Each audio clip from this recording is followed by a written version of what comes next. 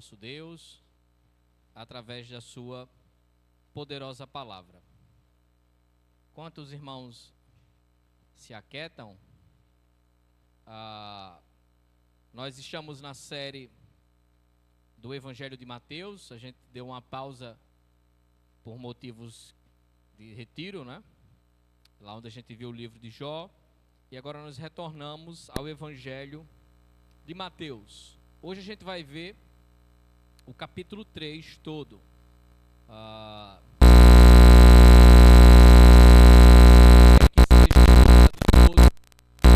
Tenhamos um entendimento melhor. A gente já viu então que Jesus, ele é o rei prometido, que vem para instaurar seu reino, trazendo justiça, trazendo renovo, restauração, e é o cumprimento das profecias que foram feitas em todo o Antigo Testamento, né? Cristo é o cumprimento dessas promessas e a virada na história redentiva. A gente viu então como Deus protegeu seu massacre e conduziu Jesus, sua infância, sua morada no Egito, sua volta para Israel, até o ponto em que veremos agora. Tá ok? É Atos, é? É alguém aí, eu acho que é Atos. É Atos?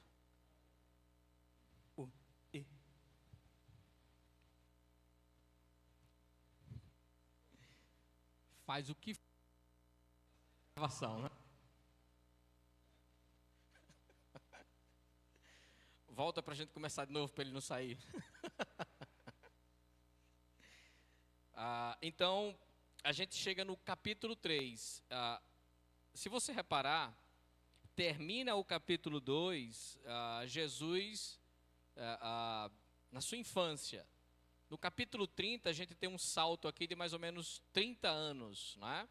Onde começa de fato o ministério de Jesus. Então, do final do 2 para o começo do 3, a gente vê esse salto no tempo. E preste atenção. Imagine que você está dirigindo o seu carro ou pilotando sua moto, está indo para algum lugar, jurando que você está no caminho certo, né? E de repente, por algum motivo, o GPS atualiza, ou você vê uma placa que está dizendo que você está errado, ou dá um estralo na sua cabeça e você, rapaz, eu estou no caminho errado. O que você faz? Você continua no caminho errado? Já que eu estou aqui, eu iria para tal lugar, mas já que eu estou na direção contrária, então eu vou para outro canto. Ninguém faz isso. A gente para, toma o caminho de volta e se conserta. É isso? Toma o melhor caminho. Você vai recalibrar a sua rota. Você vai fazer novamente, calcular tudo e tomar outro caminho. E a vida espiritual, ela é assim. O homem, ele foi feito para justamente viver com Deus, representar Deus e pertencer a Deus. Então veio a queda e tirou o homem do caminho, do prumo, do seu alvo, da sua estrada. Então vem a graça, a misericórdia de Deus, o arrependimento, a salvação, para trazer o homem de volta para Deus, trazer o homem para seguir o caminho correto, um caminho onde as nossas vidas são dirigidas por Jesus. E você nunca mais vai entrar numa encruzilhada, numa rua sem saída. Nunca mais você vai para um caminho que não seja o caminho correto, porque Jesus assume o volante desse carro. Porém, entretanto, todavia, você sabe pela carta de Paulo aos Romanos, que a gente estudou bastante, que vivemos o já e o ainda não. A gente vai começar a ver que esse reino já está entre nós. Esse reino restaurador e transformador já se manifestou. Porém, ele não chegou no seu ápice. Ele não chegou no seu clímax, né? E enquanto isso não acontece, estamos vivendo em um mundo caído, com uma perspectiva restaurada, com o coração voltado para o Evangelho e trabalhando essa salvação. Trabalhando, então, essa volta para o caminho correto de Deus. Mas nosso coração não é flor que se cheire. Ele resiste ao governo de Deus. Ele luta contra o governo de Deus. E eu estou falando de quem é crente. Volta e meia o nosso coração quer se rebelar contra Deus. Agora imagina o coração de quem não conhece Deus. Ele está a toda hora se opondo ao governo de Deus. E resistir a esse governo traz consequências. Na época de João Batista, se você olhar o capítulo 3, esse personagem tão emblemático, tão conhecido já é apresentado, e todo mundo tem na cabeça João como um maluco, né? O pessoal mais antigo lembra da novela que tinha Beato Salu, não é? Então ele é tipo um Beato Salu, mas eu não sei quem é Beato Salu. Depois a gente vai projetar a imagem dele aqui pós-culto, aí você vai entender. O pessoal tem um maluco na cabeça, eu não sei se é por causa da descrição dele, a forma que ele pregava, enfim. Mas o pessoal tem João Batista como alguém meio zureta das ideias. E João Batista é levantado para anunciar às pessoas do seu tempo que o reino estava chegando. E as pessoas precisavam ouvir o chamado de Deus, que foi ecoado desde o começo da criação pós-queda até os dias de João Batista, para mudar a rota, para se voltar a Deus, para se submeter ao governo de Deus. Porém, as pessoas resistiram o chamado de Deus pela pregação de João Batista. Ele anunciou que o reino estava próximo e que o juízo de Deus vinha junto com esse reino. Porém, rejeitaram a sua mensagem, como fizeram com todos os outros profetas antes de João Batista.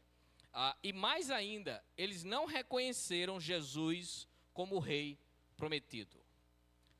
Porque os profetas pregavam sobre esse rei, pregavam sobre esse reino, e esse reino chega, esse rei chega, e eles não aceitam esse rei. Eles não aceitam esse reino.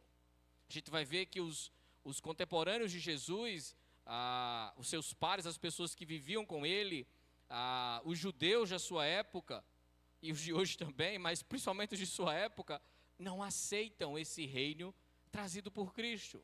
Que reino é esse que devemos amar e não destruir nossos inimigos? Que reino é esse que o rei é coroado com a coroa de espinho, e em vez de ser levantado em um trono, ele é levantado no madeiro? Então, que tipo de rei é esse? Que reino é esse, né? Para não perder a deixa, que amor é esse, né?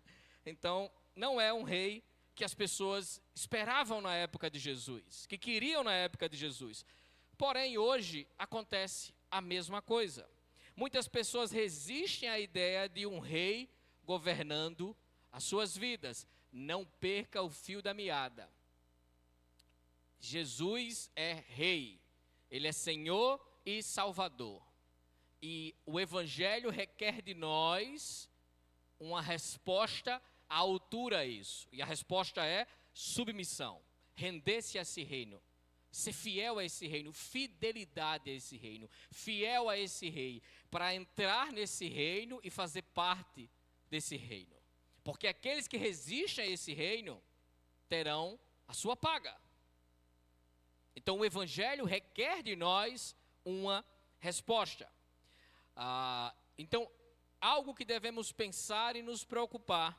Por que será que é tão difícil nos rendermos ao governo de Jesus?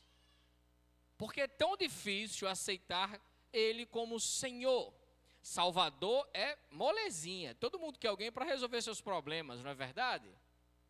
Até oferecem Jesus a preço de banana como alguém que resolve todos os problemas. Mas falar de alguém que quer exclusividade e toda a sua vida vai girar em torno dela, e que essa pessoa vai mandar, ela não vai pedir, ela não vai conversar com você, ela vai mandar em você, porque você é escravo. Aí já é, não, peraí, esse Jesus é muito radical, esse Jesus eu não quero. Eu quero Jesus diferente, que é paz e amor.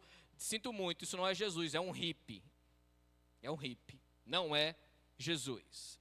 Como podemos fazer parte desse reino, já que o nosso coração é tão resistente ao governo de Jesus? Se a queda nos programou para resistirmos a Ele, para resistirmos a esse reino, o que será de nós então? Como fazer parte desse reino? Se Jesus quer o nosso coração, nossa mente, o nosso corpo, nossa alma, todo o nosso ser, e ainda salvos, nós resistimos a esse governo. Então o que será de nós? Como é que nós vamos fazer? E agora, doutor? Olhe para o texto. Mateus capítulo 3, do verso 1 ao verso 17. Diz assim a palavra do nosso Deus. Naqueles dias surgiu João Batista, pregando no deserto da Judeia. Ele dizia: arrependam-se, pois o reino dos céus está próximo. Este é aquele que foi anunciado pelo profeta Isaías. Voz o que clama no deserto: preparem o caminho para o Senhor, façam veredas retas para ele. As roupas de João eram feitas de pelo de camelo, e ele usava um cinto de couro na cintura. O seu alimento era gafanhotos e mel silvestre. E a ele vinha gente de Jerusalém, de toda a Judeia e de toda a região ao redor do Jordão. Confessando os seus pecados, eram batizados por ele no rio Jordão.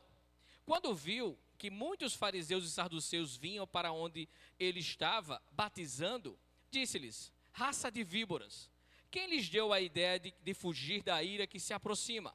Deem frutos que mostrem um arrependimento. Não pensem que vocês podem dizer a si mesmos: Abraão é nosso pai. Pois eu lhes digo que dessas pedras Deus pode fazer surgir filhos a Abraão. O machado já está posto à raiz das árvores, e toda árvore que não der bom fruto será cortada e lançada no fogo. Eu batizo com água para arrependimento, mas depois de mim vem alguém que é mais poderoso do que eu, tanto que não sou digno nem de amarrar as suas sandálias. Volte. E ele os batizará com o Espírito Santo e com fogo. Ele traz a pá em sua mão e limpará a sua eira, juntando o seu trigo no celeiro, mas queimará a palha com fogo que nunca se apaga. Então, Jesus veio da Galiléia para o Jordão para ser batizado por João. João, porém, tentou impedi-lo, dizendo: eu preciso ser batizado por ti, e tu vens a mim? Respondeu Jesus: deixe assim por enquanto. Convém que assim façamos para cumprir toda a justiça. E João concordou. Assim que Jesus foi batizado, saiu da água. Naquele momento o céu se abriu, e ele viu o Espírito de Deus descer como pomba e pousando sobre ele. Então a voz dos céus disse: este é meu filho amado, de quem me agrado. Amém? Mantenha a sua Bíblia aberta e preste atenção.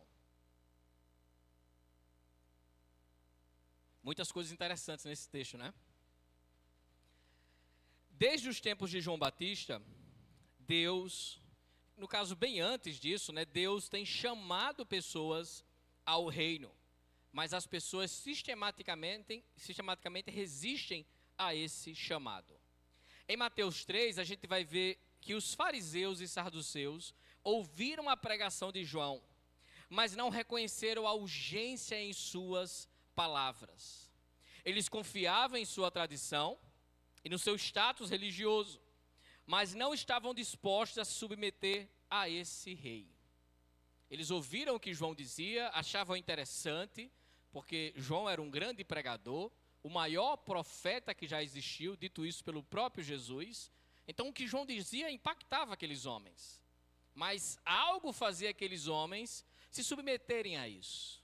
Eles tinham muito, entre aspas, a perder indo pelo discurso, pela pregação de João Batista. E eles não estavam dispostos a se submeter a esse rei que estava vindo. Porque eles esperavam, como bons judeus que eram, quando esse rei chegasse, iria logo procurá-los. Iria logo para o templo dizer: quem é o sumo sacerdote? Quem é que está à frente disso aqui tudo? Vamos agora mudar tudo e vocês farão parte disso. Mas não é a esses homens que Jesus se apresenta ao nascer. nem a esses homens que Jesus começa seu ministério a pregar, nem a esses homens que Jesus chama a fazer parte do seu ministério. E isso nos leva ao primeiro ponto. Muitos rejeitavam o chamado do reino e não reconheciam Jesus como rei. E prestem atenção, a manifestação do reino traz consigo justiça para quem recebe o rei, mas para quem o rejeita enfrenta juízo.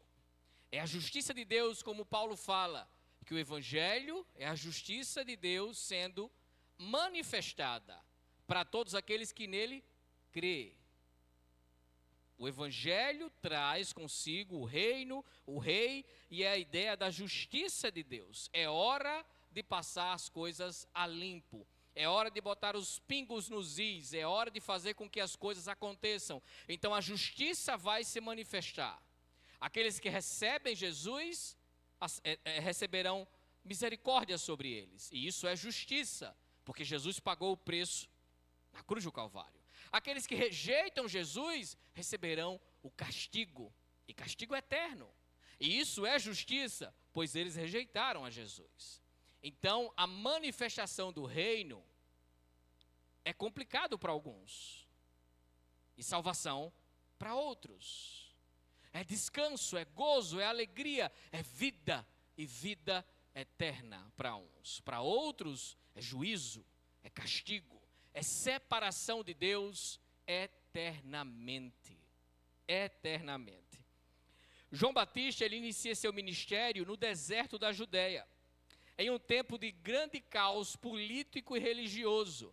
Você olha para o cenário político brasileiro, um que entra, um que sai, um que vem, um que vai, um que assim, e pensa que caos. Na época de João, era muito pior. Se você der um salto, depois você dá esse salto, lá para Lucas 3, que era um historiador de mão nata, um pesquisador ávido, e dá detalhes das coisas com mais detalhes, né? Ele vai explicar como funcionava esses governantes da época que João Batista surge. Ele vai descrever quem eram as pecinhas que estavam no poder. Tibério César, Pôncio Pilatos, Herodes Antipas, que a gente já viu, dando as caras por aqui, eram as pessoas que governavam a época em que João Batista vivia. Caifás e Anás eram os sacerdotes da época dele. Então só gente de primeira estava lá envolvido nessa época. Só gente finíssima na época em que João Batista surge pregando arrependimento.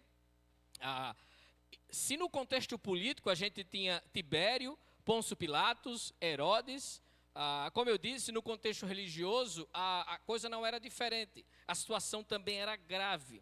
Porque os saduceus, lembra daquela galera que vai perguntar a Jesus se o caba casar 20 vezes e a mulher for morrendo, quando chegar no céu, com quem ela fica, né? Eles não acreditavam em ressurreição, em anjos, em quase nada. Esse pessoal tomava de conta do templo. Por isso que quando o templo cai, eles desaparecem. E esses homens eram a elite religiosa de Israel. Mas eles não estavam preocupados com espiritualidade, com o culto, com os sacrifícios, com nada. Eles estavam preocupados com isso aqui, ó. Quem fazia eles rir. Eles estavam preocupados com dinheiro e negavam doutrinas que a palavra de Deus defendia o tempo todo, como a própria ressurreição, como eu disse, como anjos.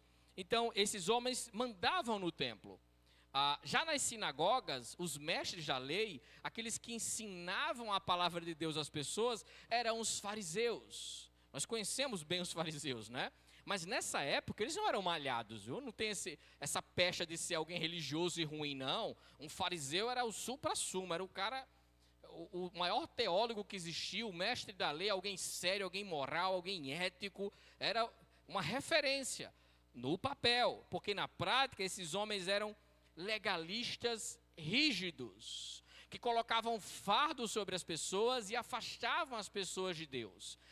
Jesus chega a dizer que esses homens nem entravam no céu, nem deixavam ninguém entrar, né? E os discípulos que eles faziam eram réu 2 vezes do inferno. Então é nesse cenário que surge João Batista, feito Beat Salu, pregando no deserto: arrependam-se, porque é chegado o reino dos céus. Reino de Deus e reino dos céus é a mesma coisa. Mateus morre de medo de botar reino de Deus, aí bota reino dos céus. Então, mas é a mesma coisa. É nesse cenário que aparece João dizendo: chegou a hora.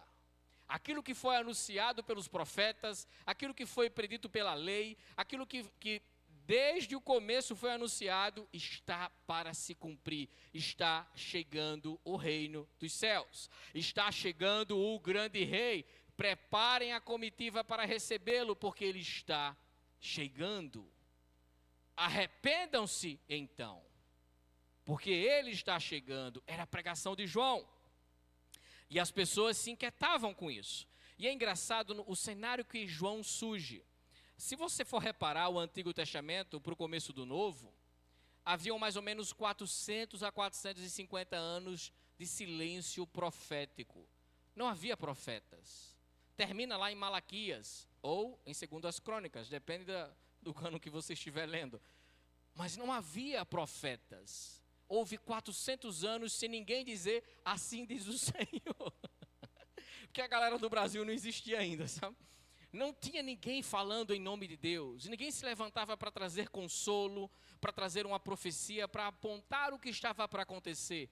Deus estava em silêncio, teoricamente. Deus não levantava mais profetas. Mas na plenitude dos tempos, Deus diz: vou começar a continuar, no caso, a escrever a história, e envia João para começar a pregar o arrependimento. É nesse silêncio profético que João aparece, em uma verdadeira seca espiritual. É engraçado que João, não é à toa que João prega no deserto. É bem simbólico isso. Não é à toa que João está lá no deserto, sem eira nem beira, sem pai nem mãe, pregando o arrependimento, pregando que as pessoas olhassem para Deus, voltassem para Deus, porque o reino estava para se manifestar. Existia o templo, existia o culto, existiam as ofertas, existia o ensino na sinagoga, tudo estava funcionando, mas não tinha a palavra de Deus, não tinha vida piedosa, as pessoas estavam afastados de Deus. Israel só não tinha a idolatria escancarada que tinha no Antigo Testamento, que levou ela ao cativeiro. Mas Israel vivia do mesmo jeito que antes. Parece que nunca saiu do cativeiro de Gênesis 3. Porque o próprio Jesus olha para as multidões e fala: são como ovelhas que não têm pastor. Então é nesse cenário que João Batista surge pregando. É engraçado que o último livro da Bíblia, segundo o cano reformado, Malaquias, termina com uma profecia, dizendo que Deus iria enviar um profeta no espírito de Elias para anunciar o dia do Senhor. Malaquias 4, 5 e 6. Você acha que Malaquias é só traga o tesouro, né, para a casa do Senhor? Tá? Nada, é muito mais do que isso. Vejam, eu enviarei a vocês o profeta Elias, antes do grande e terrível dia do Senhor. Ele fará com que os corações dos pais se voltem para seus filhos, e os corações dos filhos para seus pais. O grande dia do Senhor é a manifestação plena do reino, é a manifestação plena de Deus. Justiça e misericórdia para uns, justiça e castigo eterno para outros. É o grande dia anunciado. E o texto, a profecia diz que mandaria alguém, pela misericórdia de Deus, avisar que esse dia estava chegando. Preparem-se, se arrependam, porque esse dia está para acontecer. João Batista veio então no poder e no espírito de Elias. João Batista não é a reencarnação de Elias, viu? Alguns espíritas vão apontar isso aqui: João Batista é a encarnação de Elias. O texto não fala em encarnação momento algum. A ideia de espírito é que ele vem enviado na mesma perspectiva, na mesma missão. E o espírito que habitava em Elias de Deus habita em João. E a mesma ideia de anunciar o Senhor que estava vindo, o Eliseu que estava para se manifestar, João Batista faz a mesma coisa com o próprio Senhor Jesus. É tão engraçado que até quando perguntam a João: você é Elias? Ele fala: sou não. Para você ver como essa ideia de reencarnação é uma conversa fiada. Se reencarnação existe, quem morreu para Adão reencarnar? Quem morreu? Tem que alguém ter morrido primeiro, né? Então, o espírito não sabe responder isso porque isso não existe. Elias não é a reencarnação de João Batista. Ao contrário, João Batista não é a reencarnação de Elias. Ele vem no espírito. João Batista, ele veio como um percussor do Messias. A ideia de aplanar os caminhos, eu já falei antes, era a carruagem do rei, não podia ter solavancos. O rei estava lá dentro, de bem bom, tomando uma sopa, comendo alguma coisa, conversando, a carruagem balançando. Você não fica bravo quando passa nos buracos ali do S? Fica revoltado? E com o rei não podia ter isso. Então ia alguém na frente, aplanando os caminhos, tampando os buracos, para que a carruagem do rei trafegasse suavemente. Ele preparava a chegada do rei, anunciava, o rei está chegando, e era aquele alvoroço. Então, é isso que João Batista está fazendo, anunciando a chegada do rei e chamando as pessoas ao arrependimento. Mateus, quando escreve sobre João, ele também traz uma profecia em Isaías, capítulo 40, verso 3, falando que João Batista é o mensageiro que iria preparar o caminho para a chegada do rei, desse reino. João Batista, então, cumpre essa profecia. Mesmo assim, muitos rejeitaram sua mensagem, como os profetas do passado. Aqueles homens que conheciam as Escrituras, sabiam do que Malaquias falava, sabia do que Isaías dizia, que um percussor, alguém que aplanaria os caminhos viria. Alguém no deserto se apresentaria para pregar que o grande dia estava chegando, que o rei e seu reino iria se manifestar. Esses homens sabiam disso. Era muita coincidência. E eles não quiseram ouvir isso. Eles não quiseram entender, porque que rei é esse que vai chegar e vai passar por João, um Zé Ninguém, em vez de passar pelo templo, em vez de passar pela sociedade, pela elite israelita? Vai passar logo por um pé rapado desse? O que é que esse caba sabe que a gente não sabe? Isso é conversa fiada. O problema central, então, aqui, é que mesmo diante do cumprimento da profecia e da oferta de restauração, muitos não reconhecem a necessidade de arrependimento. Eles ouviram João Batista pregar e dizer: arrependam-se, o reino está vindo. E com certeza João pregava muitas outras coisas. É porque não dá para escrever tudo que João pregou. Mas João falava de outras coisas. Era um homem cheio do Espírito Santo e cheio da palavra de Deus. Então esses homens ouviam a pregação de João Batista, a oferta de misericórdia. Se arrependam, mudem, o rei está vindo. E eles não quiseram reconhecer isso. Não quiseram aceitar isso. E, consequentemente, eles estavam rejeitando Jesus, o rei prometido.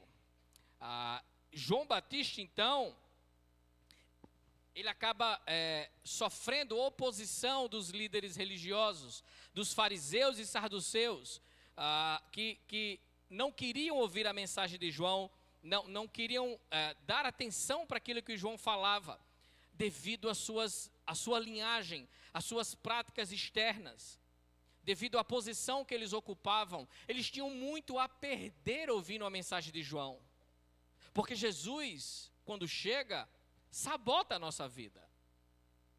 Nada será como antes. Ele vai mudar as coisas, ele vai mudar as perspectivas, ele vai mudar os gostos. Você agora é escravo, não é você que manda. Não tem mais meu corpo, meu universo, minhas regras. Não tem nada disso. Agora é um Senhor. Então é abrir mão. É abrir mão. E esses homens não queriam abrir mão. E não tinham um coração arrependido. Olha o verso 7. Quando viu que muitos fariseus e saduceus vinham para onde ele estava batizando, diz: raça de víboras. Engraçado, né? Se a gente disser que alguém é um não crente, o povo já chora. Não estou mandando você chamar ninguém de raça de víbora, né? Mas vai dizer que João Batista não era um homem de Deus, o maior profeta que existiu. Raça de víboras. Ninguém pode chamar mais um herege de herege hoje, né? Somos todos irmãos. Ninguém pode dizer, isso é um herege. Não diga isso não. Está ferindo os sentimentos dele. Sabe o que é raça de víbora? Sabe o que é? Filhos de Satanás. A grande víbora, a grande serpente, o grande animal peçonhento é o demônio. Filhos de chocadeira, raça de víbora, povo ruim. Vocês não querem ouvir Jesus, não querem ouvir minha pregação, não querem se submeter ao rei, porque vocês são filhos de Satanás. E João Batista já tinha o argumento preparado, porque diz: nem me venha com história que são filhos de Abraão. Vocês já são filhos de Abraão. Vocês são filhos de Satanás. Por isso não querem ouvir o evangelho. Por isso não querem ouvir que o rei está chegando e se submeter a ele. Essa é a verdade. Olha a continuação do verso 7 e verso 8. Quem lhes deu a ideia que fugiriam da ira que se aproxima? Vocês acham que pode fugir do que está por vir? Porque são israelitas, líderes religiosos e espirituais? Onde vocês se esconderão? Vocês não fugirão do julgamento que está por vir.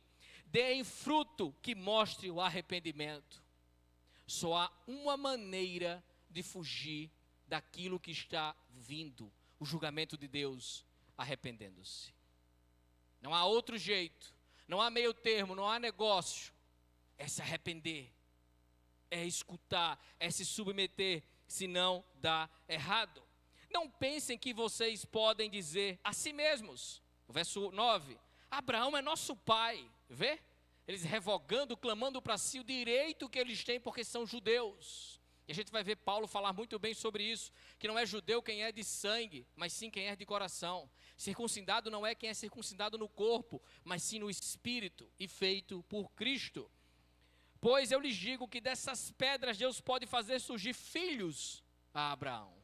Engraçado, né? Que João Batista estava dizendo, ó, Deus pode fazer surgir de qualquer lugar filho de Abraão. Estamos nós aqui hoje. Somos filhos de Abraão, espiritualmente falando. Deus fez surgir de pedras filhos para Abraão. E esses homens que eram descendentes diretos de Abraão, não eram filhos de Abraão, porque não deram ouvidos ao reino. E João Batista alerta eles, porque a manifestação do reino traz consigo justiça.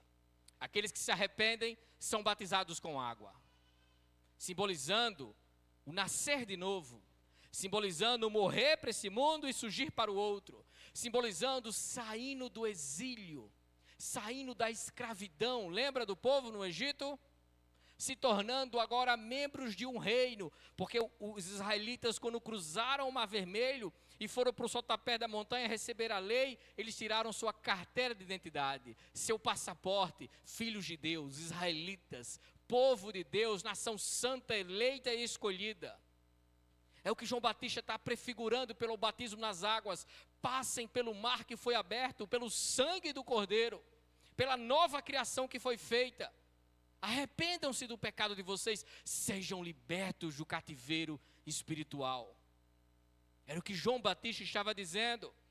Porém, aqueles que passam pelas águas, aqueles que recebem o batismo nas águas, aqueles que se arrependem, e é simbolizado pelo batismo das águas, também recebe o Espírito Santo sobre si. A adoção de filhos. O texto não nos diz isso, mas a gente sabe disso. Aquele que se arrepende, aquele que nasce de novo, vai às águas, é selado pelo Santo Espírito de Deus.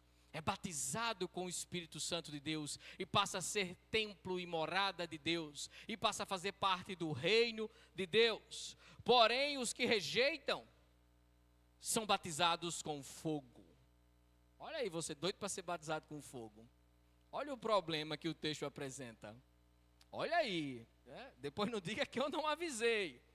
Olha aí o verso 11. Eu batizo com a água, para que arrependimento, mas depois de mim vem alguém mais poderoso do que eu, tanto que não sou digno nem de levar as suas sandálias. Ele os batizará com o Espírito Santo e com fogo. Vê que são duas coisas distintas? Olha depois o que ele vai falar sobre esse fogo. Ele traz a pá em sua mão, limpará a eira, separando o trigo do bagaço do trigo, da casca do trigo, né? Da palha, juntará seu trigo no celeiro, mas queimará a palha com o quê? Com fogo que nunca se apaga. Ele batiza com o Espírito e sela seus filhos. E batiza, mergulhar. Batizar é mergulhar. Batismos. Não sei. É baptimos. É? Olha, acaba bom no grego. O Everson que é bom no grego. Fazia tempo que eu não citava ele no grego. Doutor no grego. Mas enfim, é mergulhar completamente. Totalmente. Então Jesus vai mergulhar as pessoas no Espírito Santo, envolvê-las com o Espírito Santo, e aqueles que não se rendem a Ele serão lançados no fogo, que nunca se apaga. Fogo eterno. Então não queira batismo com fogo, queira batismo no Espírito, que se dá por arrependimento de seus pecados. E tem mais. João Batista diz: prestem atenção, porque o machado já foi afiado. Ele está pronto. Ele está doidinho para cortar. Ele já está posto sobre a raiz. E a árvore que não der fruto será cortada. E lançada onde? Fogo de novo. Né? Pega fogo, é fogo de novo. Será lançado no fogo. O machado está posto sobre a raiz. Que mensagem fora de moda. Que mensagem desagradável. Vamos cancelar João Batista. Procura o Instagram dele e cancela ele. Que mensagem nada a ver, preconceituosa. Que mensagem errada, gente. Para que falar essas coisas? Raça de víbora, se arrependam. Inferno. Para que dizer isso? O Evangelho é paz e amor. Essas coisas não fazem parte do Evangelho. A gente não precisa falar disso quando falar do Evangelho para alguém. Você não tem que pregar como João Batista e pregar o medo do inferno. Mas isso precisa ser dito. Quando alguém chega para você e diz: se eu morrer sem Jesus, vou para onde? Ah, eu não sei. Mentiroso! Você sabe para onde vai. Você responde com educação. No inferno. E sai. Eu vou mandar no teu zap. Olha depois aí que eu... Você diz a ele: segundo as Escrituras, você será separado eternamente de Deus. E a gente conhece isso como inferno. Educadamente. Você não precisa ser João Batista, né? Nesse aspecto. Mas é a verdade escriturística. É a verdade. E essas pessoas se tornaram tão indesculpáveis que no meio de tudo aquilo ali aparece Jesus.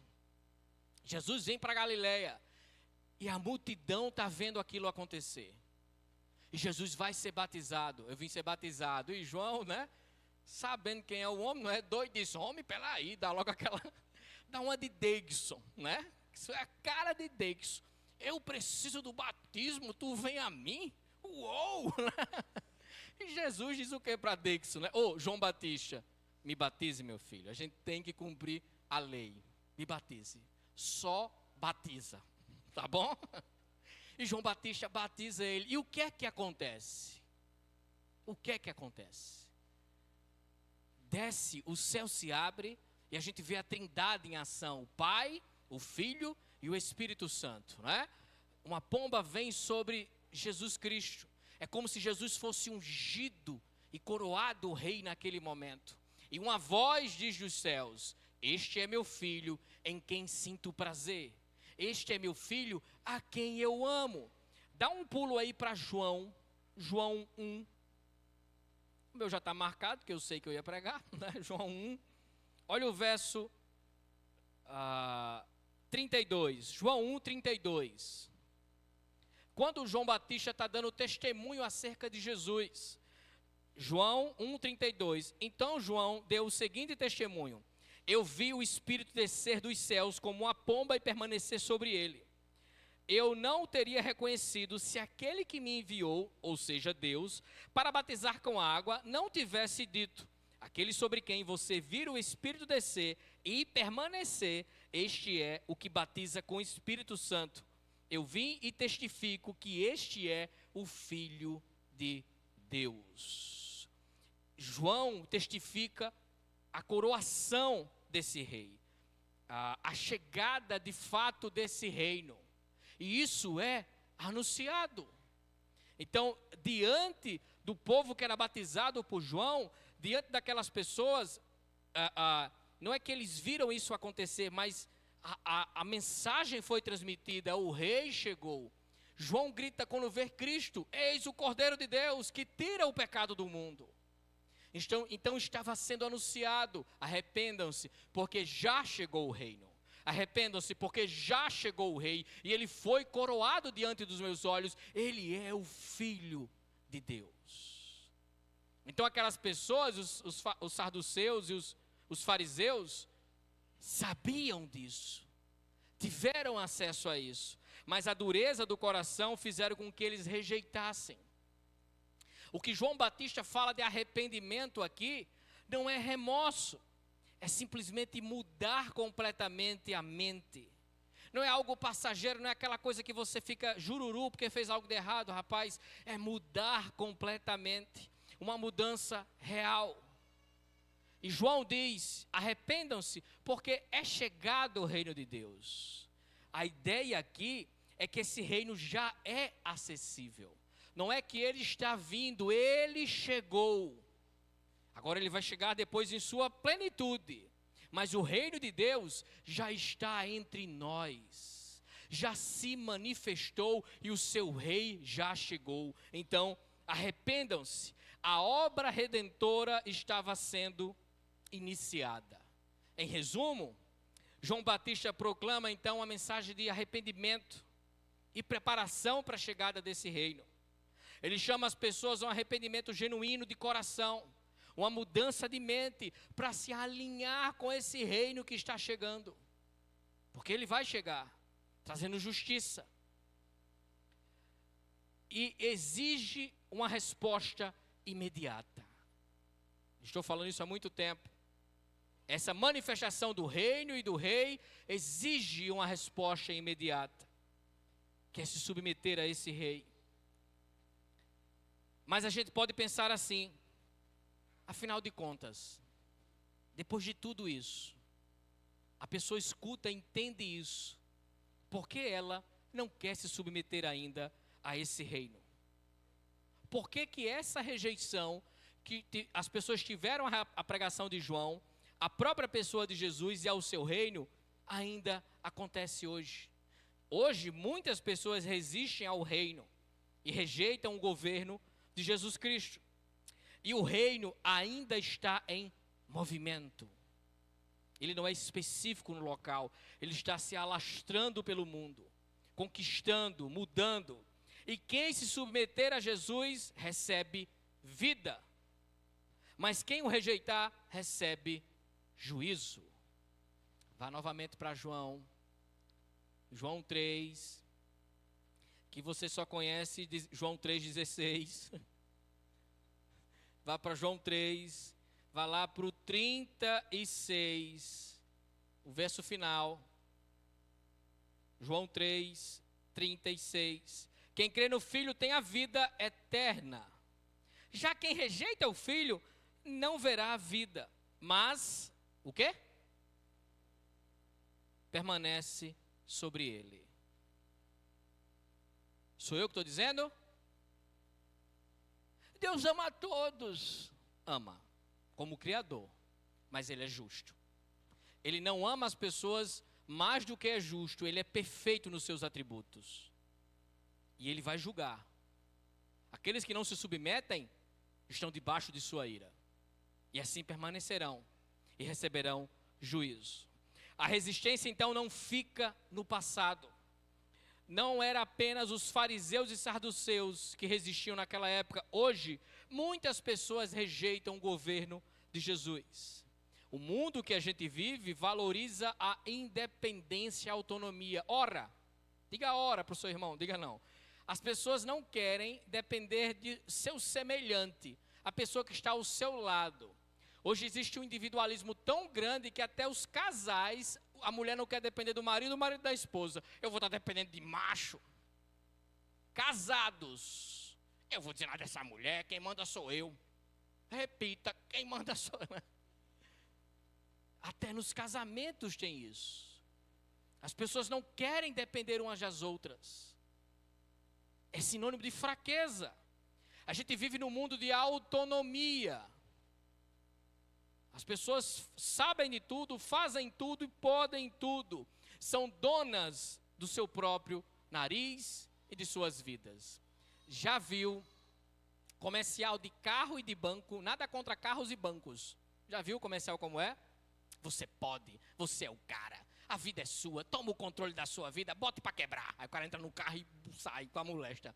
Aí você vê aquilo e diz, é verdade. Tira um carro financiado, não consegue pagar, o banco vem e leva. Tá aí, o que é que tu pode? Né? Nada contra comprar carro, compre e pague. Mas os comerciais trabalham alguns essa ideia de autonomia. Você é o bichão, você é invocado, bota para quebrar, menino Ney da tua vida. O cara, isso é verdade, se empolga, né? Se empolga e acha que é verdade, que ele não precisa de ninguém, que ele não depende de ninguém. As pessoas constroem seus reinos particulares, seus reinos, seus mundinhos particulares. E elas mandam e desmandam nesse mundo. Elas são os próprios reis desse mundo. E buscam autonomia. E só de ouvir falar em prestar contas para alguém, essas pessoas ficam revoltadas. Ainda mais para Deus. Eu? Não. Então tudo é relativizado. Eu não acho que isso é pecado. Eu não acho que isso é errado. Daí vem a ideia de como vem do macaco. Daí vem a ideia que existe ET, que a gente não está só no universo. A ideia é tirar a terra e o homem do centro da ideia de que é causador do mal e do pecado. E que ele precisa de misericórdia da parte de Deus, de arrependimento e de se voltar a Deus para consertar o cosmos. Mas quando tira da jogada, tudo é relativo. Não, não existe pecado, não existe moral, não existe certo e errado. Cada um faz o que quer. Cada um decide o que quiser. É a máxima do satanismo. Cada um pensa, sente e faz o que quiser. É liberdade. Liberdade. Não foi isso que Satanás prometeu a Adão e Eva? Vocês serão como Deus. E escrito neles já, como Deus. Made em Deus, né? Feito em Deus. Satanás mentiu para eles isso. O secularismo e o relativismo são os senhores do nosso mundo. Ninguém tem a palavra final. Ninguém sabe o que é certo. Cada um tem a sua razão. Cada um é senhor do seu reino. E sabe o que é interessante? Que essas pessoas que vivem no seu mundinho, livre estou, elas não querem a autoridade de Jesus. Elas não querem se submeter a Cristo, mas querem as bonanças de Cristo. Querem paz. Já viu que essas pessoas evoluídas querem muita paz? Querem um mundo de igualdade. Só que não tem como vir paz através do homem. A gente que causou a bagaceira. A paz do homem vem pela guerra. A paz do homem vem pela destruição, matando o problema. A paz do homem não vem por transformação. O Império Romano estabeleceu paz no seu tempo. Mas que paz era essa? Não era paz nenhuma.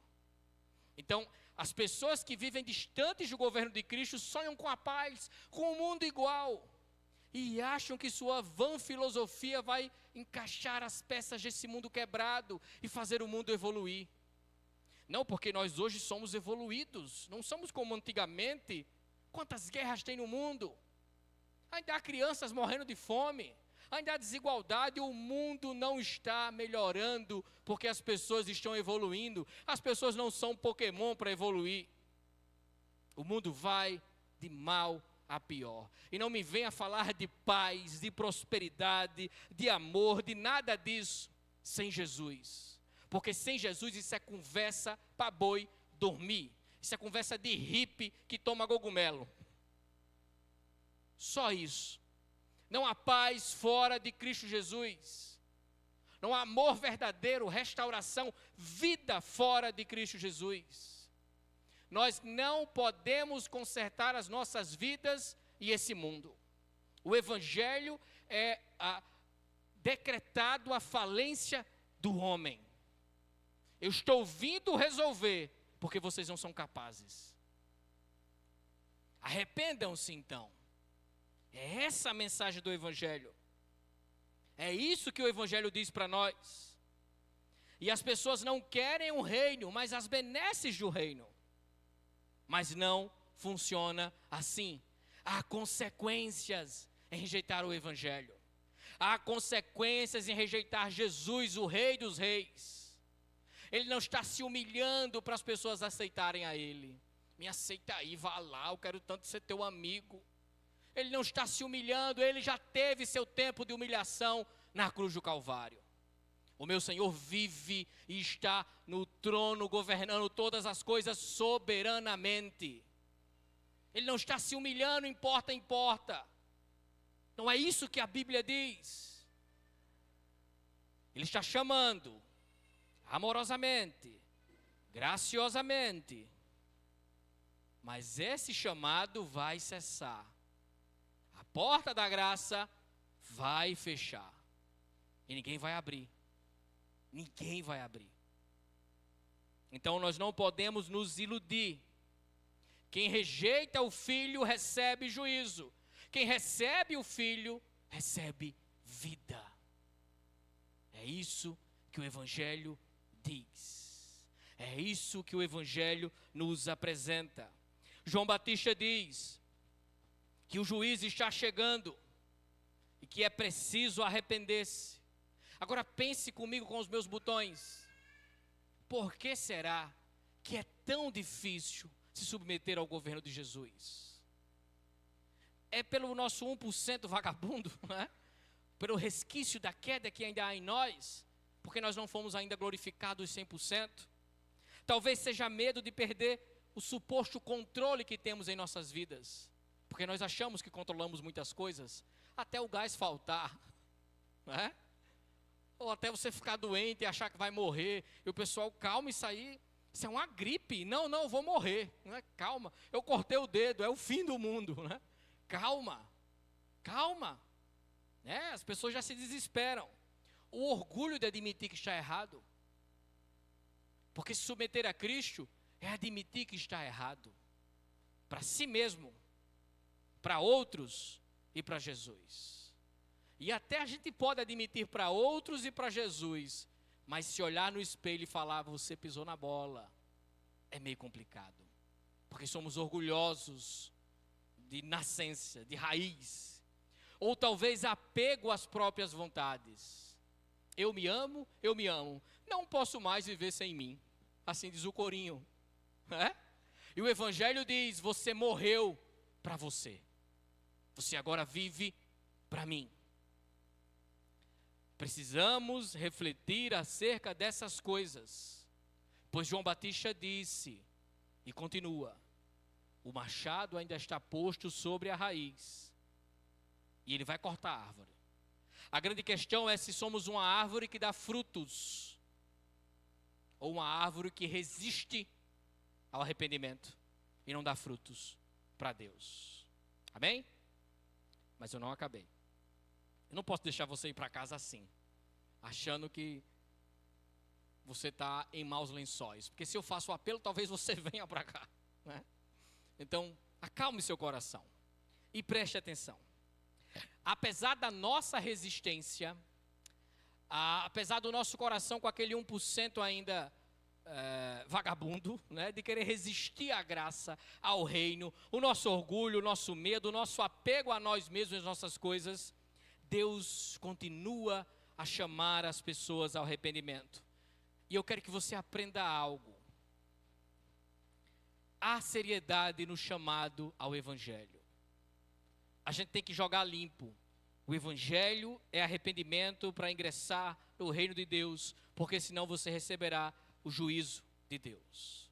Mas o chamado ao Evangelho não é pautado no medo. Por mais que possa parecer assustador. Eu quero que você imagine a cara de Jesus ao pregar o Evangelho. Como é que você imagina a face dele? Com os dentes trincados, né? João Batista poderia ser assim, mas eu estou falando de Cristo. Como você acha que ele chama o pecador ao arrependimento? Não é uma ameaça que Jesus faz. É um convite, cercado de soberania, cercado de autoridade, mas um convite amoroso. Deus chama as pessoas ao reino pelo arrependimento e revela seu Filho, o verdadeiro rei, quando faz isso. Preste atenção que a gente caminha para o fim. O chamado ao arrependimento é uma das maiores manifestações da graça de Deus.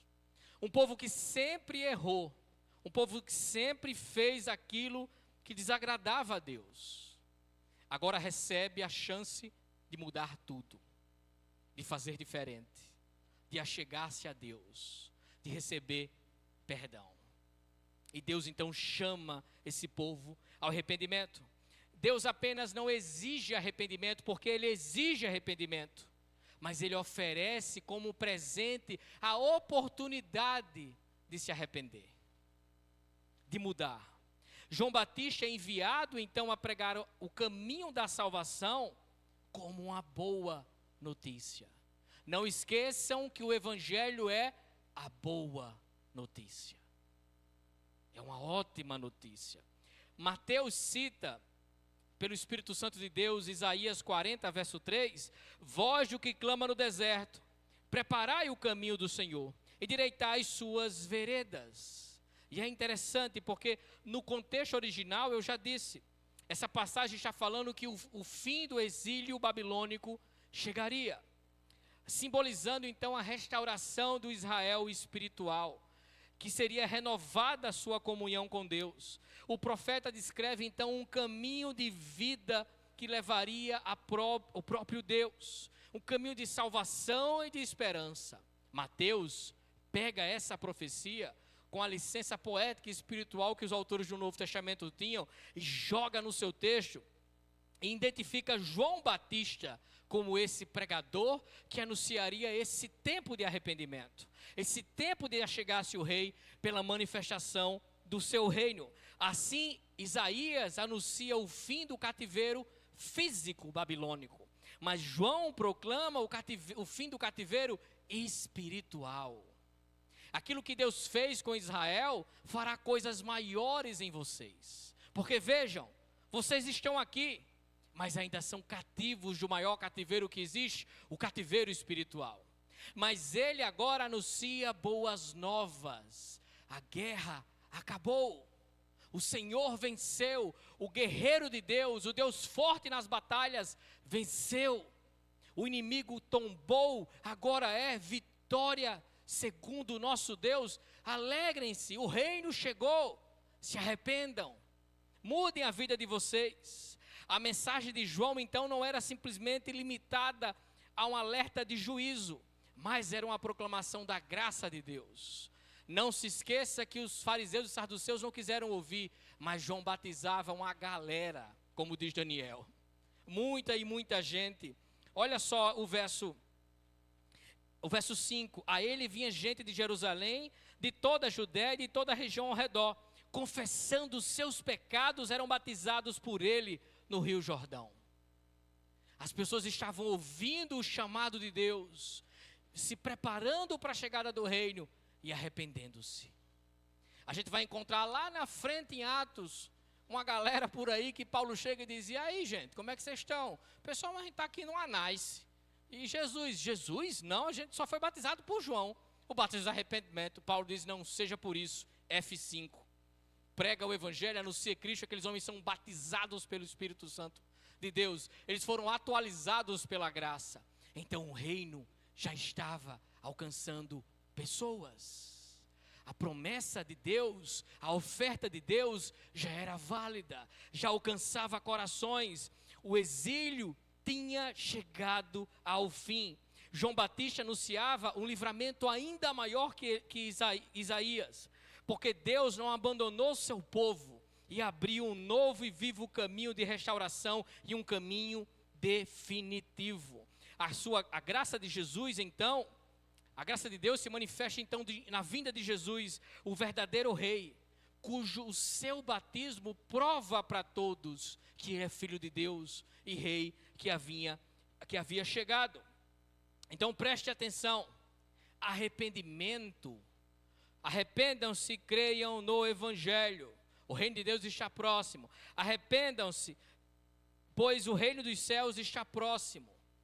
O convite aqui é para pensar, é para refletir, é para colocar as coisas na balança, é para até se assustar de certa forma, mas é um convite gracioso. Chegou a hora de mudar. Chegou a hora de voltar-se para Deus, de ter seus pecados perdoados. Ele está chamando você a se reconciliar com Ele, a mudar de direção. Arrependimento, como eu disse, não é remorso, mas arrependimento, por mais que venhamos pensar nas coisas que fizemos, falamos, pensamos, e tudo que a gente foi, mas é algo renovador, é algo bom, é alegria, porque agora você pode deixar as prisões da sua alma de lado. Você pode deixar tudo o que lhe afligia e puxava você para baixo desse mundo, dizendo que você estava apartado de Deus, pela sua forma de viver, pelo que você pensava e fazia. Deus agora diz: deixe tudo isso de lado. Venha ser meu filho, eu estou lhe chamando. O que passou, passou. Eis que tudo está se fazendo novo. Agora as coisas antigas se passaram, você é nova criação. Então o chamado ao arrependimento é gracioso, é belo, é o amor de Deus, é algo bom. Você não precisa chamar as pessoas ao arrependimento com os dentes trincados, com sangue nos olhos. Se arrependa, Satanás, ou vai morrer. Não, não precisa fazer isso. Arrependa-se. Deus está chamando você para ter sua vida restaurada. Ele está fazendo um convite gracioso. Venha, venha e mude sua vida. O batismo de Jesus revela que Ele é esse rei que chegara, e a inauguração desse reino. O Espírito descendo sobre ele confirma isso. E é engraçado que logo após o seu batismo, a gente já vê Mateus 4, Jesus caindo no campo de batalha. Ele já começa o batismo. Olha que coisa boa, né? Você é batizado, entra para a igreja, já vai para o deserto ser provado pelo capeta, né?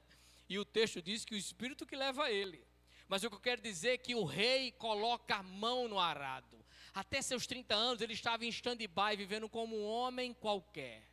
Mas chegou a hora do reino ser inaugurado. Chegou a hora do rei entrar em ação e saquear os reinos inimigos. E ele então é batizado, coroado e entra em ação. Então a gente pode ver que esse reino é inaugurado na pessoa de Cristo Jesus. Agora preste atenção.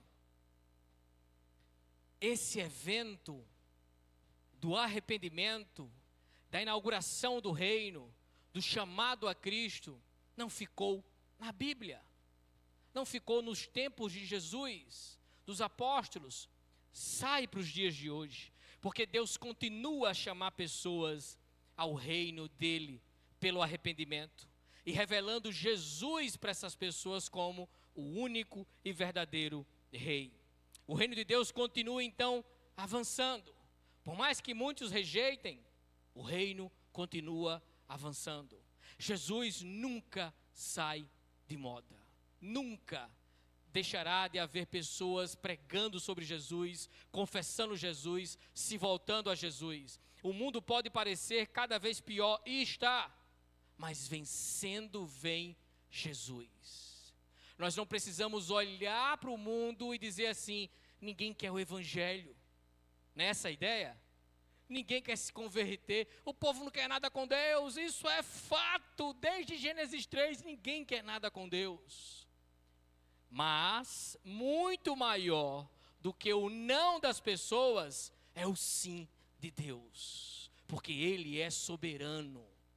Não tenha medo de convocar pessoas a participar do reino, porque Deus tem os seus. E quando eles ouvirem a voz de Deus, o arrependimento soar em seus ouvidos, eles vão se arrepender. Nós precisamos apenas anunciar, porque as pessoas vão vir. O chamado arrependimento ainda funciona. Deus, Ele está fazendo os seus filhos. Nesse momento tem pessoas no mundo se arrependendo. Nesse momento tem pessoas confessando Cristo como seu único e suficiente Senhor e Salvador, ou seja, Rei. O reino nunca parou de avançar. Hoje o Espírito Santo continua a convencer o homem do pecado, da justiça e do juízo. Jesus continua sendo revelado Rei por meio da pregação sadia e fiel do Evangelho. Quando alguém anuncia o Evangelho como está escrito, Jesus é entronizado. As pessoas percebem que Ele é Rei do cosmos e do universo e se submetem a esse Rei. Só que João Batista já foi dessa para uma melhor. Nós agora somos o João Batista já vez.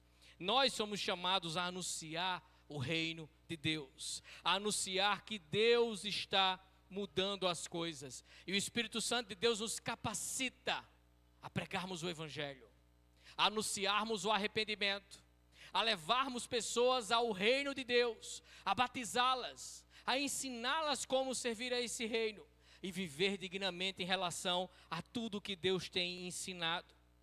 Então, temos o privilégio, porque a nós foi dado